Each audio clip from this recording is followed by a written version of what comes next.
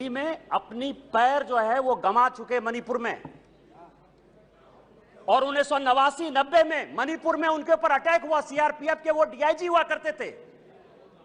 और जो जगमोहन जी ने अपनी किताब लिखी है माई फ्रोजन टर्बुलेंस इन कश्मीर, उसमें उन्होंने 10 बार जिक्र किया है कि यदि एनके तिवारी जैसे अफसर नहीं होते तो शायद कश्मीर नहीं बचा पाते।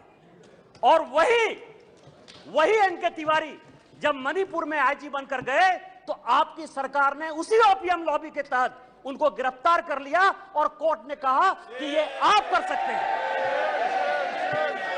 आप राष्ट्रवाद की बात करते हो, आप मणिपुर की बात करते हो। आपने अभी कहा कि असम में समझौता हुआ, आप तो असम के हैं, सांसद हैं। क्या 83 के चुनाव में कितने % लोगों ने असम में वोट दिया था? कितने लोग मारे गए थे? और जब आपने all India Assam students union के साथ समझौता किया तो उस समझौते का एक पार्ट था कि ये सरकार जो है हटाई जाएगी, आपकी सरकार खत्म की जाएगी। क्या वो समझौते का पार्ट नहीं था? मैं तो माननीय गृह मंत्री जी को कहूंगा कि वो समझौते का जो पूरा प्रारूप है इस सदन के अंदर जब अपना जवाब दें तो शायद वो जवाब देंगे। मिजोरम में आपने 7% वोट के आधार पर, केवल 7% वोट के आधार पर, केवल 7%, पूरे देश को जानने के लिए है, लालथन हावला की सरकार बना दी थी। और इसीलिए जब लाल डेंगा के साथ सरकार बनाई आपने, जब उनके साथ समझौता किया तो 7% के साथ आप उसको डेमोक्रेसी चलाने देते।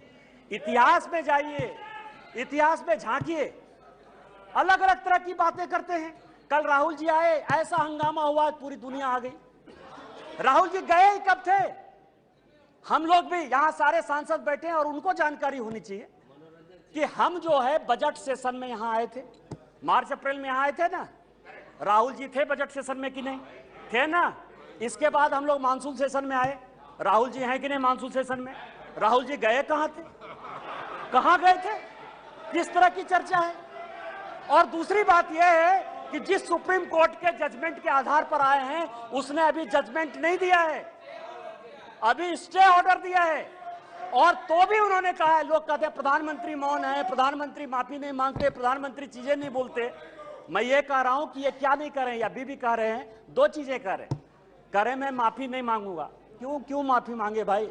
मोदी तो बहुत छोटा जात है, नीच जात है, ओबीसी है, ओबीसी से क्यों माफी मांगेंगे? बड़े आदमी है। और दूसरी बात यह है कि सावरकर नहीं हूं मैं, सावरकर नहीं हूं मैं। आप सावरकर हो भी नहीं सकते, कभी जिंदगी में नहीं हो सकते। 28 साल उस आदमी ने जेल में गुजारा है। आप अपनी तुलना सावरकर